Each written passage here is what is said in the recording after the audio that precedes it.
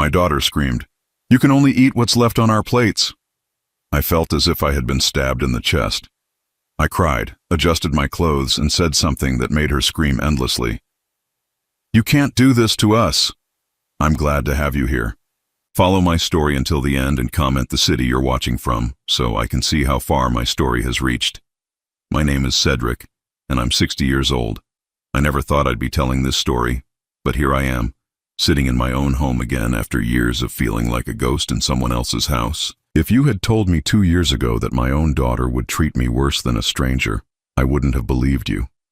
But sometimes the people who should love us most are the ones who hurt us deepest. It started 3 years ago when my wife Margaret passed away. We'd been married for 35 years, and losing her felt like losing half of myself. The house we'd built together suddenly felt too big, too quiet, too full of memories that made my chest ache. That's when Sarah, my daughter, suggested I move in with her and her husband, Marcus. "Dad, you shouldn't be alone right now," she'd said, her voice soft with what I thought was genuine concern. "Come stay with us. The kids would love having Grandpa around, and Marcus has that big house. There's plenty of room." I was grateful. God, I was so grateful. Here was my daughter, my only child, opening her home to me in my darkest hour. I sold the house Margaret and I had shared, gave Sarah the money to help with their mortgage, and moved into what she called the guest room. It felt like a new beginning, a chance to be close to my grandchildren and help my daughter's family. How naive I was. The changes didn't happen overnight. At first, Sarah was attentive, making sure I had everything I needed. But gradually, things shifted. Small requests became expectations. Helping with dinner became my responsibility. Watching the kids after school became my job. What started as gratitude slowly transformed into something else entirely. "Dad, since you're home anyway, could you pick up some groceries?" Became, "Dad, here's the shopping list. Make sure you get everything. Would you mind helping with the laundry?" Became, "The laundry needs to be done by 5. I told myself it was normal. I was living in their house, eating their food. It made sense that I should contribute. Margaret would have wanted me to help. But deep down, something felt wrong. The way Marcus looked at me sometimes like I was an inconvenience. The way Sarah's voice grew sharper when she spoke to me, especially when her friends were around. The breaking point came on a Thursday evening in November. Sarah was hosting one of her dinner parties, the kind she'd started throwing more frequently since I moved in. She loved showing off their house, their success, their perfect life. I usually stayed in my room during these events, but this time she insisted I join them. "Dad, you can't hide away all the time," she'd said, but there was something in her tone that made me uncomfortable. "Come have dinner with us." The dining room was full of her friends from the country club, people I barely knew but who seemed to know about me. They smiled politely when Sarah introduced me as my father, but I caught the way their eyes lingered on my old cardigan, my scuffed shoes. I felt out of place, like an exhibit in a museum. Dinner was elaborate, the kind of spread Sarah loved to prepare when she wanted to impress people. Roasted duck, expensive wine, elaborate sides that probably cost more than I used to spend on groceries in a month. I sat at the far end of the table, trying to be invisible, listening to conversations about vacation homes and private schools and investment portfolios. That's when it happened. I had barely touched my food, feeling too nervous to eat much. The conversation was flowing around me, and I was just grateful to be forgotten when Sarah's voice cut through the chatter like a knife. "Oh, Dad, I forgot to mention something," she said, her voice carrying that artificially sweet tone she used when she wanted to sound caring in front of others. "You'll need to wait until everyone's finished before you eat. You can have whatever's left over from our plates." The words hit me like a physical blow. The entire table went quiet. I felt every pair of eyes turn toward me, watching for my reaction. My cheeks burned with shame, and for a moment I couldn't breathe. Sarah continued serving her guests as if nothing had happened, but I caught the satisfied look in her eyes. "What?" I whispered, not trusting my voice to be stronger. "Well, you're not really a guest, are you?" she said with a laugh that sounded forced. "You live here, it's different. Besides, we have exactly enough for everyone who's actually invited." Marcus nodded in agreement, avoiding my gaze. "Makes sense," he said quietly. I sat there frozen, feeling smaller than I had in my entire life. These people, strangers mostly, were watching my own daughter tell me I wasn't worthy of eating at the same time as them. I was the help. I was less than family. My hands started shaking, and I gripped the edge of the table to steady myself. The room felt like it was spinning. All those months of small slights, of being treated more like a servant than a father, crystallized into this single devastating moment. That's when something inside me shifted. As I sat there, humiliated beyond words, a memory surfaced. Margaret, sitting at our own dinner table 20 years ago, telling Sarah she was grounded for being cruel to a classmate. "Sarah Elizabeth," Margaret had said, her voice firm but loving, "we do not treat people as less than human in this house, ever. That's not who we are, and it's not who I'm raising you to be." But apparently it was exactly who Sarah had become. I looked around that table at the uncomfortable faces of Sarah's friends, at my daughter who had just told me I could eat scraps like a dog, and felt something I hadn't felt in years. Not just hurt or confusion, but anger. Pure, clarifying anger. I stood up slowly, my chair scraping against the hardwood floor. Every eye in the room was on me, and for the first time in months, I didn't try to make myself smaller. "You know what, Sarah?" I said, my voice steady despite the tremor in my hands. "You're right. I'm not a guest here. I'm your father. And your father deserves better than this." The silence that followed was deafening. Sarah's face went white, then red, then white again. Marcus looked like he wanted to disappear under the table. Her friends were staring down at their plates, clearly wishing they were anywhere else. I felt tears starting to burn behind my eyes, but I refused to let them fall. Not here, not in front of these people who had just watched my daughter humiliate me. "Excuse me," I said quietly, and walked out of the dining room with as much dignity as I could manage. But as I climbed the stairs to my room, I heard Sarah's voice behind me, shrill and desperate. "Dad, you're being ridiculous. Come back here. Don't make a scene." I didn't turn around. I couldn't. Because if I had looked back at that moment, I might have said something I could never take back. Instead, I went to my room, closed the door, and for the first time since Margaret died, I cried not from grief, but from rage. That night changed everything. As I lay in bed, staring at the ceiling and listening to the muffled sounds of Sarah's dinner party continuing without me, I realized something that should have been obvious months ago. I had raised a woman who thought it was acceptable to treat her own father like a servant. And somehow, I had let her. I didn't sleep that night. Instead, I sat in the chair by my bedroom window, watching the streetlights flicker and thinking about how I'd gotten to this point. How had I become this pathetic old man begging for scraps at my own daughter's table? The answer came to me in pieces, like fragments of a broken mirror reflecting different parts of my life. I used to be someone. I used to matter. 30 years ago, I owned Cedric's Auto Repair, the most trusted garage in our small town. People drove from 3 counties over to have me work on their cars because they knew I'd do it right the first time. I had 8 employees, a waiting list that stretched for weeks, and enough money to give my family everything they needed, and most of what they wanted. Sarah was 7 when I opened that shop. I can still see her sitting on my workbench, her legs swinging as she watched me tune an engine, asking a million questions about how everything worked. She'd hand me tools and I'd explain what each one did. Those were good days. Simple days. "Daddy, why do you work so much?" she'd asked once, grease smudged on her cheek where she'd touched my face. "Because I want to give you and Mommy the best life possible, sweetheart," I'd told her. "Everything I do is for you too." And it was true. Every 14-hour day, every weekend spent under the hood of someone's car, every sacrifice I made was for them. When Sarah wanted to take piano lessons, I worked overtime to pay for them. When she wanted to go to summer camp with her friends, I took on extra jobs. When she decided she wanted to go to college out of state, I remortgaged the house to make it happen. Margaret used to worry that I was working too much, that I was missing too much of Sarah's childhood. "She needs her father present, not just providing," she'd say gently.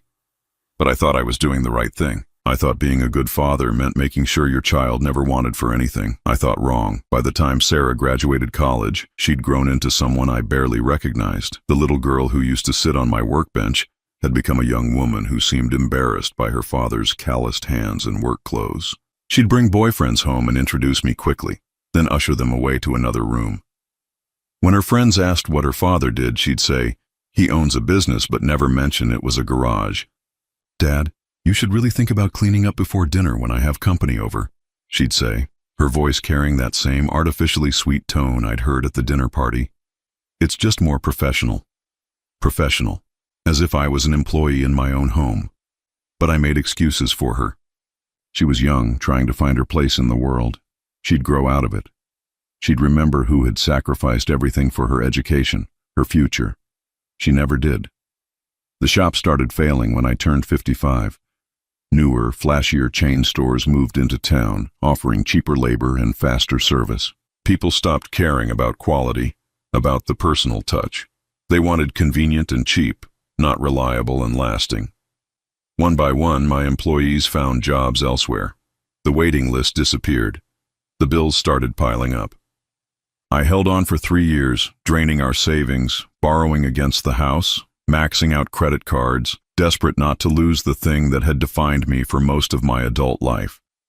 Margaret begged me to sell before we lost everything, but I couldn't. That shop wasn't just my business. It was proof that I mattered, that I could provide for my family. When I finally had to close, I was broken in ways I didn't even understand then. 60 years old, no money, no prospects, and a daughter who seemed more concerned about how my failure might reflect on her than about how I was coping with it. "Well, at least now you can focus on other things," Sarah had said when I told her about the closure. Not, "I'm sorry, Dad," not, "That must be devastating," just relief that I could now be useful to her in other ways. That's when Margaret got sick, cancer. The word that changes everything, that makes you realize how little control you actually have over your life. She fought for 2 years, and I fought alongside her, spending every penny I had left on treatments, on hope, on time. Sarah visited occasionally, but she was busy with her own life, her new husband, her new house. "I wish I could be there more, Dad, but Marcus has that important client dinner, and the kids have soccer practice, and you know how it is." I did know how it is. I knew that when the chips are down, you find out who really matters to people. And apparently, I didn't matter much. Margaret died on a Tuesday morning in April. I held her hand as she took her last breath. And the last thing she said to me was, "Take care of yourself, Cedric. Don't let anyone make you feel small." If she could see me now, sitting in this room, treated like a burden by the daughter we raised together, she'd be heartbroken. The funeral was small but meaningful. Old customers came, friends from church, neighbors who remembered when we were the couple who helped everyone with everything. Sarah stood beside me at the graveside, playing the part of the grieving daughter, but I noticed she kept checking her phone. That's when she suggested I move in with them. At the time, it felt like salvation. I was drowning in grief, alone in a house too full of memories, broke and broken. The idea of being around family, of being useful again, seemed like a lifeline. I should have known better. The signs were there from the beginning. The way she introduced me to her neighbors as my father who's staying with us for a while, as if my presence was temporary and slightly inconvenient. The way she'd give me chores disguised as favors. The way she'd change the subject whenever I talked about my life before, about the shop, about the man I used to be. Sarah had constructed a version of herself that didn't include a father who worked with his hands, who came from humble beginnings, who had raised her alone after her mother died when she was barely 30. She wanted a father who fit into her country club lifestyle, and when she couldn't have that, she decided to make me invisible instead. But sitting in that chair, replaying 30 years of memories, I realized something else. I had let this happen. Every time she dismissed me, every time she treated me like hired help, every time she made me feel ashamed of who I was, I had accepted it. I had swallowed my pride, told myself it was temporary, convinced myself that keeping the peace was more important than keeping my dignity. I thought about the man I used to be. The man who built a business from nothing, who worked 16-hour days to provide for his family, who taught his daughter that hard work and integrity mattered more than appearances. That man wouldn't have sat quietly while someone, anyone, told him he could eat scraps from other people's plates. Where had that man gone? As dawn broke through my bedroom window, I made a decision that would have seemed impossible 12 hours earlier. I was going to find him again. The man I used to be, the man Margaret fell in love with, the man who deserved basic respect from his own daughter. I didn't know how yet, but I knew I couldn't live like this anymore. Something had to change, and it was going to start with me. I opened the small drawer in my nightstand and pulled out a business card I'd kept for months without really knowing why. Thomas Richardson, estate planning attorney. He'd given it to me after Margaret's funeral, saying I should call if I ever needed help sorting out legal matters. At the time, I'd thought I had nothing left to sort out. But as I held that card in the early morning light, I realized I might be wrong about that. There were things Sarah didn't know, documents she'd never seen, decisions I'd made years ago that she'd assumed were settled. Maybe it was time she learned that her father wasn't quite as helpless as she thought. Maybe it was time I reminded both of us who Cedric really was. The next morning, I waited until Sarah and Marcus left for work and the kids went to school before I made the call. The house felt different in the silence, like I was seeing it clearly for the first time in months. This wasn't my home. It never had been. I was just a tenant who paid no rent but provided free labor instead. Richardson Law Office, this is Thomas speaking. Mr. Richardson, this is Cedric Walsh. You gave me your card after my wife's funeral. I think I need your help. There was a pause and I could hear papers shuffling. Of course, Mr. Walsh. I remember you. What can I do for you? I took a deep breath. I need to understand what rights I have regarding some property transfers I made to my daughter. And I need to know if someone can be forced to support me financially if they've been taking advantage of my situation. That's a conversation we should have in person. Can you come in today? 2 hours later, I sat in Thomas Richardson's office, a modest space filled with law books and family photos. He was younger than I expected, maybe 45, with kind eyes and a patient way of listening that reminded me of the good doctors who had treated Margaret. Tell me everything, he said, pulling out a legal pad. So I did. I told him about selling my house and giving Sarah the money. I told him about the property transfers I'd signed, thinking I was helping secure her family's future. I told him about the way I'd been living for the past 2 years and about the dinner party that had finally opened my eyes. Thomas took notes without judgment, occasionally asking clarifying questions. When I finished, he leaned back in his chair and studied me carefully. Mr. Walsh, I need to ask you something, and I want you to think carefully before you answer. When you signed those property transfers, did you do so freely, or did you feel pressured? I thought about Sarah's voice when she'd convinced me to move in with them. The way she'd painted it as the only reasonable option for someone in my position. How she'd made it seem like giving them the money from my house sale was the natural thing to do, the grateful thing to do. I felt like I had no choice, I said quietly. She made it seem like I was being a burden if I didn't contribute financially, like I owed it to them for taking me in. Thomas nodded, making more notes. And the current living situation, would you say you're providing services in lieu of rent? I do all the grocery shopping, most of the cooking, all the yard work, and I watch the kids after school every day. Sarah says it's my contribution to the household. Mr. Walsh, what I'm about to tell you might surprise you. Based on what you've described, you may have grounds to contest those property transfers if you can demonstrate that they were made under duress or undue influence, especially given your vulnerable state after your wife's death. A court might rule in your favor. My heart started beating faster. What does that mean exactly? It means you might be able to get back what's rightfully yours. The house sale money, for one thing.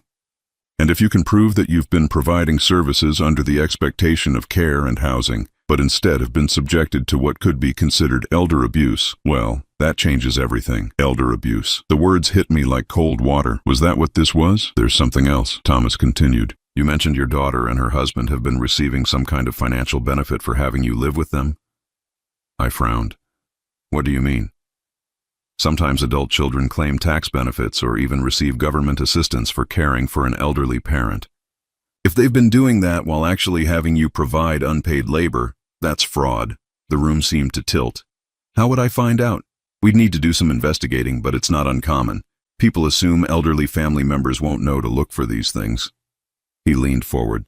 Mr. Walsh, I want you to understand something. You have more options than you think. You're not powerless here. For the first time in months, I felt something I'd almost forgotten. Hope. What would you recommend I do? First, we gather documentation, bank records, the property transfer documents, any written communications about your living arrangements. Second, we quietly assess your daughter's financial situation. Third, we determine what you want the outcome to be. Do you want to stay in that house but be treated with respect, or do you want to leave entirely? I didn't hesitate. I want my independence back. I want to be able to take care of myself again. Then that's what we'll work toward. Thomas handed me a business card with his direct number written on the back. Call me if anything escalates at home and start keeping a record of how you're treated.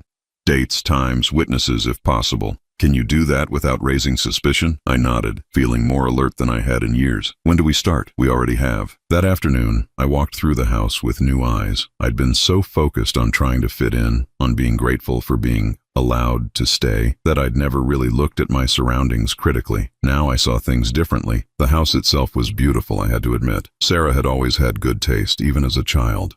But I noticed things I'd overlooked before. The family photos on the mantel that included everyone except me. The way my room was decorated like a guest room, with no personal touches, no acknowledgement that I lived there permanently. The complete absence of anything that suggested an elderly man called this place home. I was invisible here, deliberately invisible. When Sarah came home from work, I watched her differently too. The way she walked past me without really seeing me. The way she immediately started giving me instructions about dinner preparations, assuming I had nothing better to do than wait around for her commands. "Dad, I invited the Hendersons over for dinner tomorrow night," she said, not looking up from sorting through mail. "Can you make that pasta dish you did last month? They loved it." The old me would have said yes immediately, would have been pleased to be useful, to contribute something that was appreciated. But now I heard something else in her request. She wasn't asking. She was telling. And she was taking credit for my cooking with her friends. "I'll have to see what's in the pantry," I said carefully. She looked at me then, surprised by my non-committal response. "What do you mean?" "Just add it to the shopping list." "I mean, I'll have to see if I'm available tomorrow night." Sarah's eyebrows went up. "Available? Dad, what else could you possibly have to do?" There it was. The assumption that my time belonged to her, that my life revolved entirely around her needs and schedule. The assumption that I was nothing more than a live-in servant who should be grateful for the privilege. "I might have plans," I said, keeping my voice level. She laughed, but it wasn't a kind sound. "Plans? What kind of plans?" I could have backed down then. The old me would have. I would have mumbled an apology and gone to check the pantry, would have added pasta ingredients to the shopping list and spent tomorrow afternoon cooking for people who saw me as help rather than family. Instead, I met her gaze steadily, the kind that are mine to make. For a moment, Sarah looked genuinely confused, as if I'd started speaking a foreign language. Then her expression shifted to irritation. "Dad, you're being weird. Just make the pasta." "We'll see," I said, and walked away. I heard her call after me, her voice sharp with annoyance, but I kept walking, up the stairs to my room, where I sat down and opened a notebook I'd bought that morning. At the top of the first page, I wrote the date and time. Below that, I began to document everything: the dinner party incident, the way she spoke to me in front of her friends, the assumption that I would cook for the Hendersons without being asked, the complete dismissal of the possibility that I might have my own life, my own plans, my own dignity. It was going to be a very full notebook. That night, I lay in bed thinking about Thomas Richardson's words. "You have more options than you think. You're not powerless here." For 2 years, I'd felt like I was drowning, like I had no choice but to accept whatever treatment Sarah decided I deserved. But maybe that was never true. Maybe I'd just been so broken by grief, so desperate not to be alone, that I'd convinced myself I had no other options. Tomorrow, I was going to start finding out what those options were. I was going to start remembering who I used to be before I became Sarah's live-in help. I was going to start planning my way out of here. And Sarah had no idea what was coming. 3 weeks into my quiet investigation, I thought I understood the full scope of what Sarah and Marcus had done to me. I thought I'd reached the bottom of their betrayal. I was wrong. The discovery came by accident, the way the most devastating truths often do. I was looking for a screwdriver to fix the loose handle on my bedroom door when I remembered seeing a toolbox in the basement storage room. Sarah and Marcus were at work, the kids at school, so I had the house to myself. The storage room was cluttered with boxes I recognized from my old house, items Sarah had packed away after I moved in. "We'll find a place for these later, Dad," she'd said, but later had never come. My life, reduced to cardboard boxes gathering dust in a basement. The toolbox wasn't there, but as I moved boxes around to search, one of them split open, spilling papers across the floor. As I bent to collect them, a letterhead caught my eye. Department of Social Services. I shouldn't have read it. I knew that even as I unfolded the document. But something about seeing official government correspondence mixed in with my old tax returns made my stomach clench with dread. The letter was addressed to Sarah, dated 8 months after I'd moved in with them. It was a confirmation of her application for adult family home provider benefits, stating that she'd been approved to receive $1,847 per month for providing essential care services to her elderly father, including housing, meals, and personal assistance. My hand started shaking as I read it again. Sarah was receiving almost $2,000 a month from the government for taking care of me. Money I had no idea existed. I sat on the concrete floor, surrounded by the remnants of my old life, and tried to process what this meant. For nearly 2 years, Sarah had been getting paid by the state to house and feed me, while simultaneously treating me like unpaid domestic help. She'd turned my dependency into a profit center, but that was just the beginning. As I dug deeper into the scattered papers, I found more documents. Tax forms claiming me as a dependent, which entitled them to significant deductions. Applications for utility assistance based on having an elderly family member with limited income living in their home. Even a property tax reduction based on their status as caregivers for a senior citizen. They weren't just exploiting me emotionally. They were exploiting me financially, using my presence to collect money and benefits while giving me nothing in return except humiliation and a roof over my head. My chest felt tight, like I couldn't get enough air. I thought of all the times Sarah had complained about money, had made me feel guilty for being a burden on their household budget. All the while, she was collecting nearly $2,000 a month just for letting me sleep in their guest room and eat their food. Food that I often cooked myself, in a house that I helped maintain with my own labor. I gathered up all the papers with trembling hands and took them upstairs to my room. Then I called Thomas Richardson. "You need to see these documents," I said when he answered. "Today, if possible." 2 hours later, I sat in his office again, watching his expression grow darker as he reviewed each paper. "Mr. Walsh, this is worse than I thought," he said finally. "Your daughter has been committing systematic fraud. She's been receiving government benefits for your care while providing substandard living conditions and requiring you to work for your keep." "What does that mean exactly?" Thomas leaned forward, his voice serious. "It means she owes the state a lot of money. Adult family home provider benefits are meant for people who can't care for themselves, who need assistance with daily living activities. Based on what you've told me about your situation, you don't qualify for this level of care.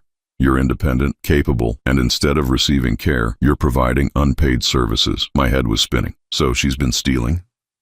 "In legal terms, it's fraud. She's accepted money under false pretenses, claiming to provide services she's not providing while receiving services from you that she's not paying for." He pulled out a calculator. "Over the course of 22 months, she's received approximately $40,634 in direct payments, plus tax benefits, plus utility assistance. We're looking at a significant amount of money." The number hit me like a physical blow. Over $40,000. That was more than I'd made in my final year running the auto shop. "There's more," Thomas continued, pulling out another document. "I've been researching the property transfers you signed. The timing is suspicious. You signed over the proceeds from your house sale just 3 days after Sarah submitted her first application for caregiver benefits. That suggests she knew exactly what she was doing from the beginning." I felt sick. She planned this. From the moment she invited me to live with them, she was planning to use me. "It appears that way, yes. The question now is what you want to do about it." I thought about that dinner party, about being told I could eat scraps from other people's plates. I thought about 2 years of being treated like a servant in exchange for basic shelter, while Sarah collected nearly $2,000 a month from the government for the privilege. "I want justice," I said quietly. Thomas nodded. "Then we need to document everything. The working conditions, the living situation, the way you've been treated. We need to build a case that shows not only fraud, but also financial elder abuse. What happens to Sarah when this comes out? She'll have to repay all the money she received fraudulently. There could be criminal charges. At minimum, there will be civil penalties and possible prosecution for fraud." For a moment, I felt a stab of the old guilt. This was my daughter, the little girl I'd raised and sacrificed everything for. Could I really destroy her life this way? Then I remembered the smirk on her face as she told me to wait for scraps. I remembered months of being treated like I was worthless, like I should be grateful for basic human dignity. She had made her choice. Now, I was making mine. "Do it," I said. Thomas began outlining our strategy, but I was barely listening. My mind was reeling with the implications of what I'd discovered. Sarah hadn't just been cruel. She hadn't just been ungrateful. She had systematically exploited me, turning my grief and vulnerability into a source of income while making me feel like a burden. But there was something else bothering me, something I couldn't quite put my finger on. As Thomas talked about documentation and legal proceedings, I found myself thinking about the boxes in the basement, about all the papers scattered across that floor. "Mr. Richardson," I interrupted, If Sarah's been getting money for taking care of me, and if she's been claiming tax benefits and utility assistance, where has all that money been going? He paused, looking at me carefully. What do you mean? I mean, they're always talking about being tight on money. Sarah's always complaining about expenses, about how hard it is to make ends meet. If they're getting an extra $2,000 a month plus all these other benefits, where is it all going? Thomas made a note on his legal pad. That's a very good question. We should probably look into their financial situation more carefully.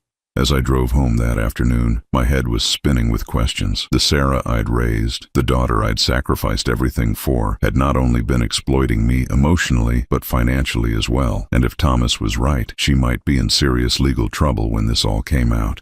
But I kept coming back to that nagging question. Where was all the money going? When I got home, Sarah's car was already in the driveway. I found her in the kitchen looking through mail with a frown on her face. "Dad, where were you all afternoon?" she asked without looking up. "I had an appointment," I said, keeping my voice neutral. "An appointment? What kind of appointment?" I studied her face, looking for any sign of guilt or worry, but saw only mild annoyance at my absence during what she probably considered working hours. "A personal one," I said. She looked at me then, irritation flashing in her eyes. "Dad, you can't just disappear without telling anyone. What if something happened? What if I needed you for something? What if you needed me for something? Not what if I was hurt or in trouble, but what if she needed me to perform some service?" "I'm fine," I said simply. She went back to the mail, but I could see tension in her shoulders. She was stressed about something, and I had a suspicion it wasn't my mysterious afternoon appointment. "Everything okay?" I asked, genuine curiosity mixed with my growing suspicion. She sighed heavily. "Just money stuff. Bills are higher this month, and Marcus might not get that bonus he was expecting. Money troubles, while collecting $2,000 a month in government benefits for my care." That night, I sat in my room with my notebook, writing down everything I'd learned, but I couldn't shake the feeling that there was more to discover, more betrayal yet to be uncovered. If Sarah was collecting all that money and still claiming to have financial problems, what else was she lying about? I had a feeling I was about to find out. The final piece of the puzzle came from the most unlikely source, my 8-year-old grandson, Tommy. It was a Saturday morning, 2 weeks after my meeting with Thomas Richardson. Sarah and Marcus had gone to some charity brunch, leaving me to watch the kids.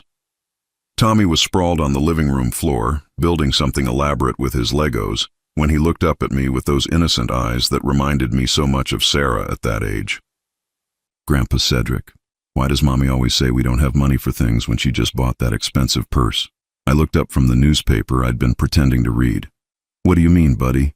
Yesterday she told me we couldn't afford new soccer cleats because money's tight, but then I saw her hiding shopping bags in her closet. Really expensive ones from those fancy stores at the mall." My stomach clenched. "Are you sure about that, Tommy?" He nodded earnestly. I saw the receipts too. They had really big numbers on them. That afternoon, while Sarah and Marcus were still out, I found myself standing outside their bedroom. I knew I shouldn't go in, knew I was crossing a line, but Tommy's innocent observation had planted a seed I couldn't ignore. The closet was walk-in, bigger than my entire bedroom in the house Margaret and I had shared. And there, just as Tommy had said, were shopping bags tucked behind Sarah's winter coats. Designer bags with luxury store names I recognized from the commercials Sarah liked to watch. With trembling hands, I opened one of the bags. Inside was a handbag that still had the price tag attached, $850, for a purse. In another bag, I found shoes, $600, $600.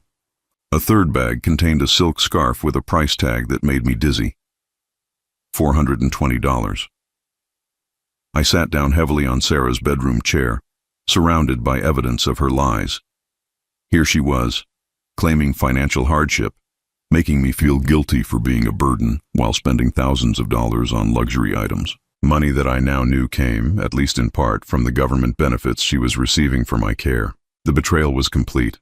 Not only had she been exploiting me emotionally and financially, but she'd been using the money meant for my care to fund her shopping addiction. That evening, when Sarah and Marcus returned home, I was waiting in the living room with my notebook and a manila folder containing copies of all the documents I'd found. Thomas had advised me to wait, to let him handle the legal proceedings. But I couldn't. This had gone on long enough. "Dad, how are the kids?" Sarah asked, breezing through the room without really looking at me. "We need to talk," I said quietly. Something in my tone made her stop. She turned to face me, and for the first time in months I had her full attention. "What's wrong?" she asked, but I could see wariness creeping into her eyes. Marcus appeared in the doorway, loosening his tie. "Everything okay in here?" I opened the manila folder and pulled out the first document. "I found something interesting in the basement storage room last week." Sarah's face went pale as she recognized the Department of Social Services letterhead. "Dad, I can explain." "Can you?" I stood up, feeling steadier than I had in years. "Can you explain why you've been collecting nearly $2,000 a month from the government for taking care of me?" Marcus stepped into the room, his face confused. "What's he talking about?" I looked at him, genuinely curious to see if he was part of this or if Sarah had been lying to everyone. "Your wife has been receiving adult family home provider benefits for the past 22 months. She's been paid over $40,000 by the state to provide care for me." Marcus turned to Sarah, his expression shifting from confusion to anger. "What? Sarah, what is he talking about?" I just..." Sarah's voice was shaky now, her usual confidence cracking. "We needed the money, Marcus. You know how tight things have been." "Tight things?" I pulled out another document. "Like the $800 purse you bought yesterday? Or the $600 shoes I found in your closet?" The silence that followed was deafening. Marcus was staring at his wife like he'd never seen her before, and Sarah was looking back and forth between us like a trapped animal. "You've been getting paid to take care of me," I continued, my voice growing stronger with each word, "while making me do all the grocery shopping, most of the cooking, the yard work, and childcare. You've been collecting money for services you're not providing while receiving services from me that you're not paying for." "Dad, please let me explain." "There's more." I pulled out the tax documents. "You've also been claiming me as a dependent, getting utility assistance and receiving property tax reductions, all while treating me like a servant in my own daughter's house." Marcus sat down heavily in his chair, his face in his hands. "Jesus, Sarah, what have you done?" "I did what I had to do." Sarah's voice was rising now, panic creeping in. "Do you think it's been easy having him here? Do you think it's been convenient?" "Convenient?" The word came out like a growl. "You invited me here, Sarah.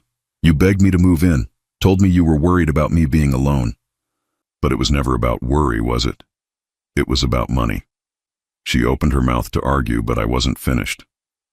"I gave you $67,000 from the sale of the house I built with your mother. I've been providing free labor for 2 years. And all the while, you've been collecting government benefits and spending them on luxury shopping while telling me we can't afford things, while making me feel like a burden." "You are a burden," the words exploded out of her, raw and vicious. "Do you think I wanted you here? Do you think any of this has been easy for me?" There it was. The truth she'd been hiding behind fake smiles and artificial sweetness. I felt something inside me break, but it wasn't my spirit this time. It was the last chain that had been binding me to this toxic situation. Marcus looked up from his hands, his face pale. "Sarah, stop." But Sarah was past stopping. Years of resentment came pouring out like poison from a wound. "You want to know the truth, Dad? Fine. I've spent my whole life being embarrassed by you. The father with grease under his fingernails, who couldn't afford to send me to the schools my friends went to, who worked in a garage while other fathers wore suits to work. Each word was designed to cut, and they did. But not in the way she intended. Instead of destroying me, they were freeing me. I did my duty," she continued, her voice getting shriller. "I invited you here when Mom died because that's what good daughters do, but that doesn't mean I had to like it. And if I found ways to make it financially worthwhile, so what? You owe me that much after the childhood I had. The childhood she had. The childhood where I worked 16-hour days to pay for her piano lessons, her summer camps, her college education. The childhood where I sacrificed everything, including time with my dying wife, to make sure she never wanted for anything." I stood up slowly, feeling decades of guilt and self-doubt falling away like old skin. "You're right about one thing, Sarah," I said quietly. "You did your duty, and now I'm going to do mine." I walked to the phone and dialed a number I now knew by heart. "Thomas, it's Cedric Walsh. Yes, I know it's Saturday evening. I need you to file everything tomorrow morning. All of it." Behind me, I heard Sarah gasp. "Dad, what are you doing?" I turned to face her, and for the first time in 2 years, I saw fear in my daughter's eyes. Real fear. "I'm reporting you to the Department of Social Services for benefit fraud." I'm filing a complaint with the State Attorney General's office. And I'm suing you for financial elder abuse and the return of all money you've stolen from me and the government. You can't do this to us. Sarah's voice cracked. I'm your daughter. We're family. I looked at her for a long moment. This woman who had taken advantage of my grief and vulnerability, who had turned my love into a source of income while treating me like I was worthless. No, Sarah. Family doesn't do what you've done to me. Family doesn't exploit the people they're supposed to love. Marcus was staring at his wife like he'd never seen her before. $40,000, Sarah? You've been getting $40,000 and you never told me? I was trying to help us. Help us by committing fraud. His voice was rising now. Do you have any idea what this means? They're going to want all that money back. They're going to prosecute you. We could lose the house, Sarah. We could lose everything. I felt a moment of pity for Marcus. He seemed genuinely shocked by what his wife had done, but that wasn't my problem anymore. You have 30 days to find alternative living arrangements, I said calmly. I'll be moving out at the end of the month. Moving out? Sarah laughed hysterically. Where are you going to go? You have nothing. You're nobody without us. I picked up my manila folder and headed for the stairs. At the bottom step, I turned back one last time. You're wrong about that too, Sarah. I'm Cedric Walsh. I built a business from nothing, raised a daughter on my own, and survived losing the love of my life. I've forgotten more about strength and dignity than you'll ever know. As I climbed the stairs, I heard Sarah break down completely, sobbing and raging at the same time. Marcus was asking her question after question, his voice getting angrier with each answer. I closed my bedroom door and sat down at the small desk by the window. In my notebook, I wrote the date and a single sentence. Today, I remembered who I am. Tomorrow, the legal proceedings would begin. Tomorrow, Sarah would have to face the consequences of her choices. Tomorrow, I would start rebuilding the life she had tried to steal from me. But tonight, for the first time in 2 years, I felt like myself again. 6 months later, I stood in the kitchen of my new apartment, making coffee and watching the sunrise through windows that were mine. The place wasn't fancy, just a 2-bedroom unit in a quiet complex designed for seniors, but it was home in a way Sarah's house never had been. The legal proceedings had moved faster than anyone expected. Thomas Richardson had been right about everything. The Department of Social Services had launched an immediate investigation. The State Attorney General's office had filed fraud charges, and Sarah had found herself facing the full weight of the law she had broken. The first domino to fall was the money. Sarah was ordered to repay every penny of the fraudulent benefits, plus penalties and interest. The total came to just over $68,000. When she couldn't pay it immediately, the state put liens on her house and froze her bank accounts. The second domino was the property transfers. The court ruled that I had signed over my house proceeds under duress and undue influence, and ordered Sarah to return the full amount with interest. Another $73,000 she didn't have. The third domino was the criminal charges. Sarah pleaded guilty to benefit fraud to avoid jail time, but she was sentenced to 2 years of probation, community service, and mandatory financial counseling. Her name was now permanently in the system as someone who had exploited an elderly family member for financial gain. Marcus, to his credit, had been genuinely shocked by his wife's actions. The night of our confrontation had apparently continued long after I went upstairs, and by morning he was talking to divorce lawyers. He'd had no idea about the government benefits, the fraudulent applications, or the extent of Sarah's deception. I thought we were just helping you out, he'd told me awkwardly during one of our final conversations. I thought you wanted to contribute to the household. I never knew she was getting paid for it. I believed him. Marcus was many things, but he wasn't devious enough to orchestrate something like what Sarah had done. He was, however, smart enough to distance himself from her before her legal troubles destroyed his own life. The divorce proceedings were swift and brutal. When the court ordered the asset division, there wasn't much left to divide. Most of their liquid assets had been seized to pay back the government. The house went up for sale to cover the remaining debt. Sarah found herself facing middle age with nothing but legal problems and a reputation in ruins. I wish I could say I felt sorry for her, but I didn't, not anymore. The morning I moved out of their house, Sarah had tried one last manipulation. She'd stood in the driveway, tears streaming down her face, begging me to forgive her, to help her fix the mess she'd created. Dad, please, she'd sobbed. I made mistakes, but I'm still your daughter. You can't just abandon me like this. I'd looked at her. This woman who had systematically exploited and humiliated me for 2 years and felt nothing but exhaustion. Sarah, I spent 60 years putting you first, I'd said quietly. I sacrificed my marriage, my business, my health, and my dignity for you. And you turned that love into a source of income while treating me like I was worthless. But I'm family. No, I'd replied, climbing into the moving truck that would take me to my new life. Family doesn't do what you did to me. Family loves without conditions and protects without expecting payment. That was the last time we spoke. Now, 6 months later, I was building something I'd never had before. A life that was entirely my own. The apartment was perfect for me. 1 bedroom for sleeping. One I'd converted into a workshop where I fixed small engines and appliances for my neighbors. It turned out that 40 years of mechanical knowledge hadn't disappeared just because I'd stopped using it. Word spread through the senior community that Cedric Walsh could fix anything, and soon I had more work than I could handle. It wasn't the same as running my own shop, but it was better in some ways. No overhead, no employees to worry about, no pressure to compete with big chains. Just me, my tools, and the satisfaction of making broken things work again. The money from the legal settlement had been enough to buy a reliable used car and furnish my apartment comfortably. I wasn't wealthy, but I was secure. More importantly, I was independent. My days had rhythm now. Coffee at sunrise, reading the paper, then work in my shop until lunch. Afternoons were for errands, walks around the complex, or visits to the community center where I'd started teaching basic car maintenance to other seniors. Evenings were my own. Sometimes I'd cook elaborate meals just because I could. Sometimes I'd watch old movies that Margaret and I had loved. Sometimes I'd sit on my small balcony and remember what it felt like to be treated like a human being. The loneliness I'd feared never came. Instead, I found myself surrounded by people who appreciated me for who I was, not what I could provide. My neighbors became friends. The staff at the community center looked forward to my classes. The local auto parts store hired me as a part-time consultant. I had become, at 61, the man I'd always been inside, but had somehow forgotten during those dark months in Sarah's house. 3 months after I'd moved out, Tommy had called me. Somehow the 8-year-old had gotten my new phone number and wanted to know why I'd moved away.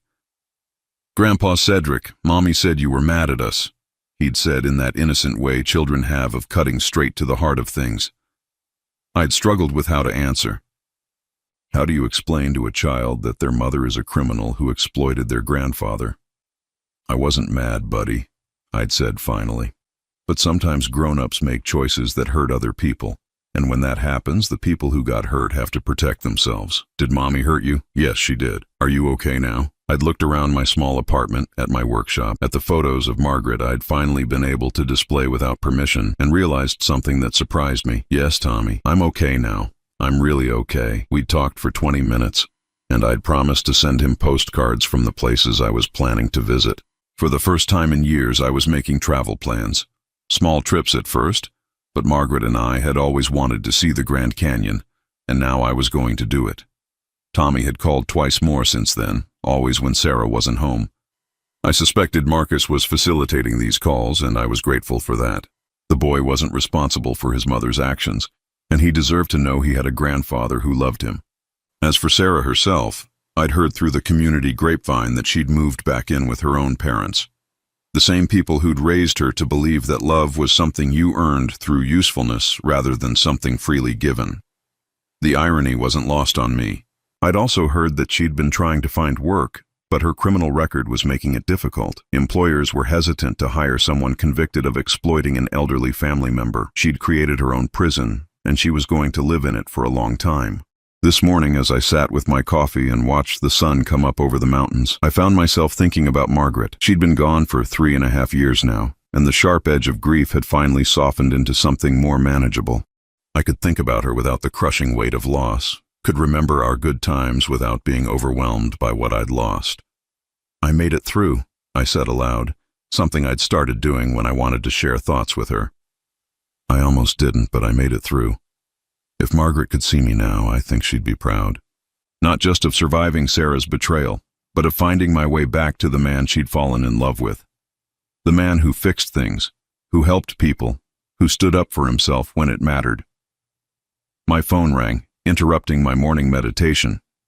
It was Thomas Richardson. "Good morning, Cedric. I wanted to let you know that the final payment came through from your daughter's asset sale." The court case is officially closed. How much did she end up having to pay back in total? Including penalties, interest, and legal fees, just over $150,000. The house sale covered most of it, but she'll be paying off the remainder for years. I felt a moment of satisfaction, but it was quickly replaced by something else. Not pity exactly, but a kind of closure. Justice had been served. Sarah had faced the consequences of her choices. The chapter was finally closed. Thank you, Thomas, for everything. Thank you for trusting me with your case. It was one of the most clear-cut examples of elder abuse I've ever handled. You should be proud of yourself for standing up when it mattered. After I hung up, I sat quietly for a few minutes, processing the finality of it all. Then I did something I hadn't done in years. I laughed, not from bitterness or anger, but from genuine joy. I was free, not just legally, but emotionally. The guilt that had kept me trapped, the belief that I owed my daughter my dignity and self-respect just because I'd raised her, was gone. I'd learned the difference between love and exploitation, between family and people who share your blood. Later that morning, I walked to my workshop and found Mrs. Chen from apartment 4B waiting with a broken vacuum cleaner. "Mr. Cedric, you think you can fix this old thing?" she asked with her characteristic smile. "Let's take a look," I said, genuinely happy to have something useful to do. As I examined the vacuum, testing the motor and checking the connections, I realized something that would have seemed impossible 6 months ago. I was genuinely content, not just surviving or getting by, but actually happy with my life. At 61, after losing my wife, my business, and nearly my dignity, I'd discovered something unexpected. It's never too late to start over. It's never too late to remember who you really are. And sometimes, losing everything is the only way to find out what truly matters. I fixed Mrs. Chen's vacuum, accepted her grateful thanks and her homemade dumplings, and spent the rest of the day working on a lawnmower that belonged to the young couple in apartment 7A. They'd tried to pay me the full rate a repair shop would charge, but I'd only accepted enough to cover parts. The joy on their faces when they realized they could afford to keep their mower was payment enough. That evening, I called the travel agency and booked my trip to the Grand Canyon. It would be my first vacation in over a decade, and I was going to take it in style. Margaret would have loved that. As the sun set over my new life, I realized that Sarah had given me something after all, though not what she'd intended. By showing me the very worst that family could be, she'd helped me understand what real family should look like. It should look like Tommy calling just to hear my voice. It should look like Mrs. Chen bringing me dumplings. It should look like young couples trusting me with their broken things because they know I'll fix them fairly. Family isn't about blood or obligation. It's about respect, kindness, and choosing to be there for each other without keeping score. I'd learned that lesson later in life than I would have liked, but I'd learned it well, and I still had years ahead of me to live it. The man who had once been told he could eat scraps from other people's plates was finally dining at his own table, and the meal tasted like freedom. Now I'm curious about you who listen to my story. What would you do if you were in my place? Have you ever been through something similar? Comment below, and meanwhile, I'm leaving on the final screen 2 other stories that are channel favorites, and they will definitely surprise you. Thank you for watching until here.